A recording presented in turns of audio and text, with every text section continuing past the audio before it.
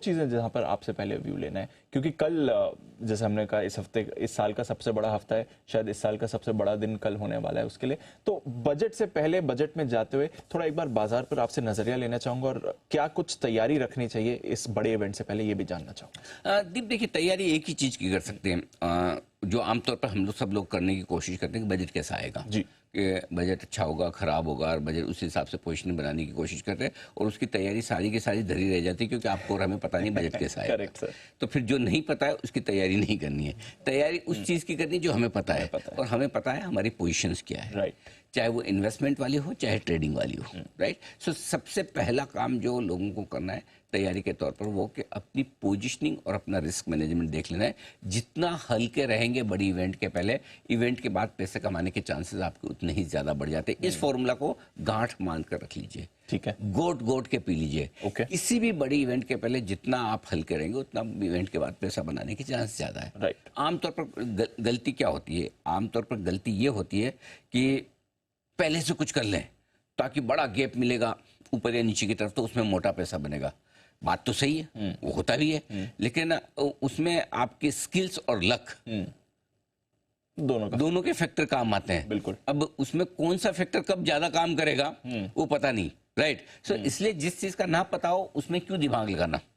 मैं तो ये कहूंगा कि 4-5 दिन साल की ऐसी बड़ी इवेंट होती है, तब अगर आपने अपना लॉस बचा लिया तो बाकी 360 दिन तो आपके हाथ में है ना, राइट। सो उसमें आपको जो करना है करिए ना, कौन रोकता है। सो मेरा ये समझना है कि इस वक्त बजाय इसके कि बजट के पहले खराब होंगे, बजट के बाद खराब होंगे, ऊपर नीचे ये वो, इसमें दिमाग नहीं लगाएं, हल्के होकर जाएं। चाहे आपकी पोजीशन तेजी की हो चाहे आपकी पोजीशन मंदी की हो। और अगर ये ट्रेडर्स के लिए रहा सवाल इन्वेस्टर्स का, तो इन्वेस्टर्स में 15 महीनों के बाद पहली बार मैंने प्रॉफिट बुकिंग कॉल किया है शुक्रवार को। आप देख ही सकते हैं mid cap small cap index घटे हैं। आज फिर से गिफ्ट निफ्टी आपको कमजोरी के संकेत दे भी रहा है, ठीक है। थोड़ी प्रॉफिट बुकिंग के संकेत हैं, लेकिन ये प्रॉफिट बुकिंग उन लोगों को करनी है जो ट्रेडर्स हैं। ये प्रॉफिट बुकिंग उन लोगों को करनी है जिनको महीने 2 महीने 3 महीने के व्यू से जो पोजिशनल इन्वेस्ट करते हैं उनके लिए। फिर मैं बता दूं जिनका व्यू 1 से 3 साल का है इन्वेस्टमेंट का, उनके लिए कोई टेंशन वाली बात नहीं, उनको कोई डरने घबराने की जरूरत। उनके लिए ये पहला और आखिरी बजट नहीं, कई आए कई चले गए, कई बजट तक आपने होल्ड किया है, यस। आपने ऊपर नीचे भी देखे, कई इलेक्शंस तक आपने होल्ड किया, ऊपर नीचे देखे, और उसके बावजूद आप लाइफ हाई पर हैं। तो इन्वेस्टर्स को कोई डरने घबराने की जरूरत नहीं। जो बहुत मार्केट को वो कहते हैं ना कि जिनको कीड़ा है टाइप करने का, कि मैं तो ऊपर में बेचूंगा नीचे में लूंगा तभी मैं समझूंगा कि मैं समझदार इन्वेस्टर हूँ, ऐसे बहुत सारे लोग हैं होते हैं। और हमारा भी काम होता है कि ये बताने का करने का उन लोगों के लिए। सो इसलिए वो जो लोग हैं उनको टाइम करना है तो जरूर करें, बाकी कोई दिक्कत वाली बात। चलिए, तो ये तो आपने इनफैक्ट टाइमली एडवाइस दे दी थी फ्राइडे को, और मार्केट शुरू होने से पहले ही लोगों को पता भी था क्या एक्सपेक्ट करना है और अब से क्या मूव करना है।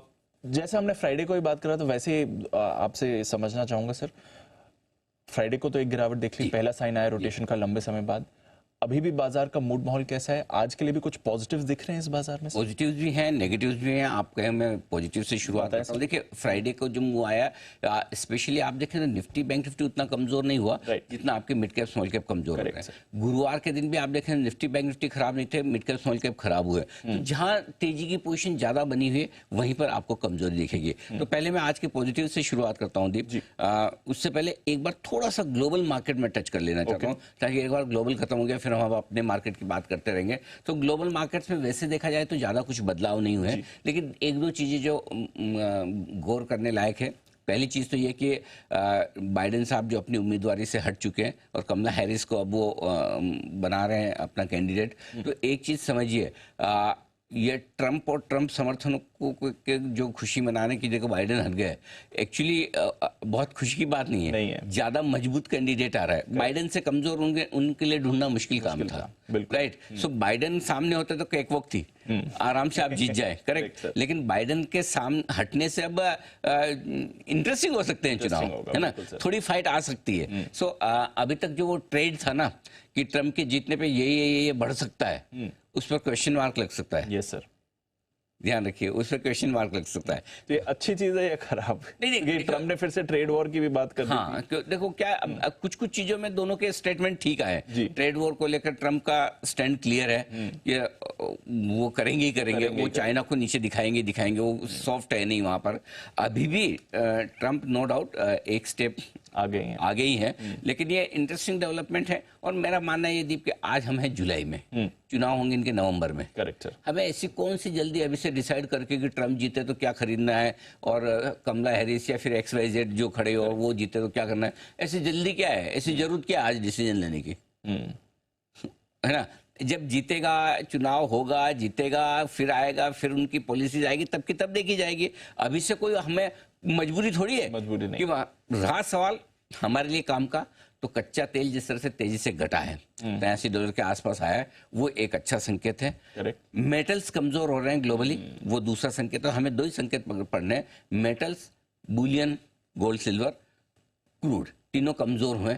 बस हमारे लिए अभी वो ट्रेड है। अभी मैं दिमाग ही नहीं लगा रहा ट्रम्प साहब के जीतने हारने या किसी XY जीतने हारने से अमेरिका के मार्केट पे क्या फर्क पड़ेगा, कमोडिटी पे क्या फर्क पड़ेगा, तब की तब देखे। बीच बीच में हो सकता है, अब जैसे फॉर एग्जांपल एलन मस्क साहब ने भी वापस ट्वीट डाला, आपने देखा होगा, कुछ नहीं किया, दो हंसते हुए वो स्माइली डाल दी उन्होंने बाइडेन के हटने से, तो मतलब वो कटाक्ष था। यस। तो ठीक है, अब एंजॉय कीजिए चुनाव को, चुनावों की तरह देखिए, जब रिजल्ट आएगा तब की तब देखी जाएगी। अभी हड़बड़ी में, जल्दबाजी में कोई संकेत नहीं, हमारे काम के संकेत है, कच्चा तेल का घटना, कॉमोडिटीज का कमजोर होना, गोल्ड सिल्वर का घटना, बस। ठीक है।